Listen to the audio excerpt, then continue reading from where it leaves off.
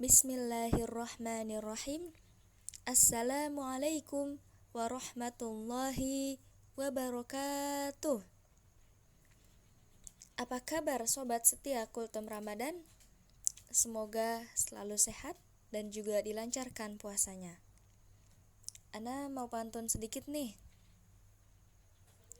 Adik datang membawa mainan, membawa pulang roti satu nampan.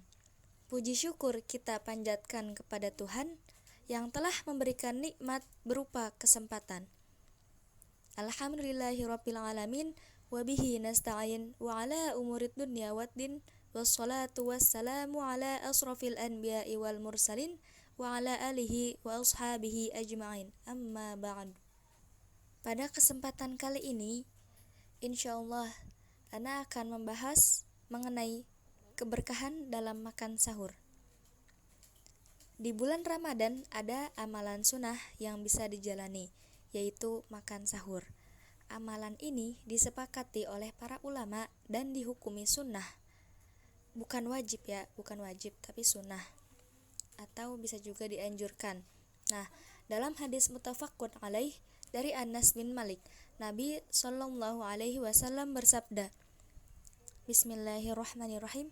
Tasaharu fa inna fis suhuri barakah, yang artinya makan sahurlah kalian karena dalam makan sahur terdapat keberkahan.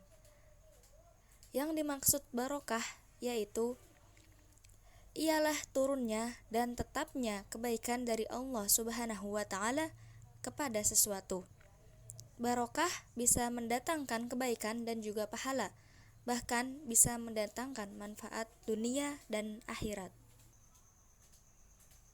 Imam An-Nawawi rahimahullah berkata saat menjelaskan keberkahan dalam sahur, yaitu keberkahan yang terdapat pada makan sahur sangatlah jelas sekali, karena ia menguatkan untuk berpuasa dan membuatnya bergairah atau disebut semangat untuknya, serta mendapatkan keinginan untuk menambah puasa.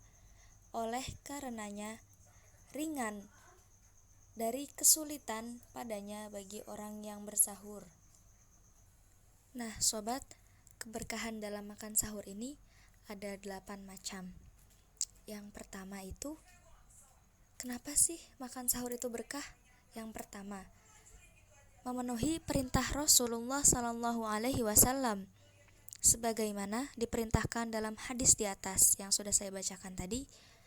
Keutamaan mentaati beliau disebutkan dalam ayat, yakni may yuti'ir rasula faqad ata'allah. Barang siapa yang mentaati Rasul itu, sesungguhnya ia telah mentaati Allah. Dan barang siapa yang berpaling dari ketaatan itu, maka kami tidak mengutusmu untuk menjadi pemelihara bagi mereka. Quran Surat An-Nisa ayat 80. Yang kedua, makan sahur merupakan syiar Islam yang membedakan dengan ajaran ahli kitab antara kitab Yahudi dan juga Nasrani. Dari Amr bin Al-As, Rasulullah Shallallahu alaihi wasallam bersabda, Faslu ma baina siyamina wa siyami ahlil kitabi aklatus sahur. Perbedaan antara puasa kita dan puasa ahli kitab, yaitu Yahudi dan juga Nasrani, adalah dengan makan sahurnya itu.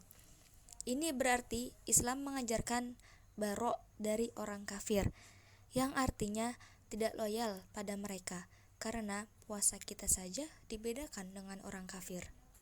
Yang ketiga, dengan makan sahur, keadaan fisik lebih kuat dalam menjalani puasa. Beda halnya dengan orang yang tidak makan sahur. Nah, yang sudah dijelaskan tadi di atas ya. Barokah makan sahur amat jelas, yaitu semakin menguatkan dan menambah semangat atau bergairah bagi orang yang berpuasa. Yang keempat yaitu orang yang makan sahur mendapatkan sholawat dari Allah Subhanahu wa ta'ala dan juga doa dari para malaikatnya. Masya Allah, sudah mendapatkan sholawat dan dapat doa juga. Subhanallah banget. Lanjut, yang kelima, waktu makan sahur adalah waktu yang sangat diberkahi. Karena ketika itu Allah turun ke langit dunia waktu sepertiga malam. Dari Abu Hurairah, Nabi Shallallahu Alaihi Wasallam bersabda, Rob kita Tabaraka wa Ta'ala turun ke langit dunia ketika tersisa di sepertiga malam terakhir. Lantas dia berfirman, siapa saja yang berdoa kepadaku, maka akan aku kabulkan. Siapa yang meminta kepadaku, maka akan aku beri. Siapa yang meminta ampun kepadaku, maka akan aku ampuni. Yang keenam, waktu sahur adalah waktu utama untuk beristighfar. Sebagaimana orang yang beristighfar saat itu dipuji oleh Allah dalam beberapa ayat,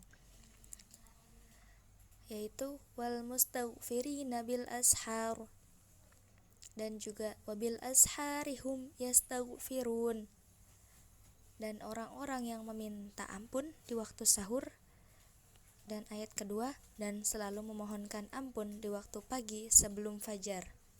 Yang ketujuh, orang yang makan sahur dijamin bisa menjawab azan sholat subuh dan juga bisa mendapati sholat subuh di waktunya secara berjamaah. Nah, setelah makan sahur, jangan tidur lagi, sholat subuh dulu dong. Nah, tentunya ini adalah suatu kebaikan. Yang terakhir adalah makan sahur sendiri bernilai ibadah jika diniatkan untuk semakin kuat dalam melakukan ketaatan pada Allah. Wah, banyak sekali ya keberkahan dalam sahur tersebut. Sayang sekali loh kalau dilewatkan atau ditunda kesempatannya. Ayo kita berburu kebaikan di waktu sahur, dan waktu ini juga sangat mustajab untuk melakukan segala sesuatunya, seperti halnya sholat malam, beristighfar, dan juga berdoa. Nah, itu saja yang dapat saya sampaikan. Kurang dan kurangnya mohon maaf.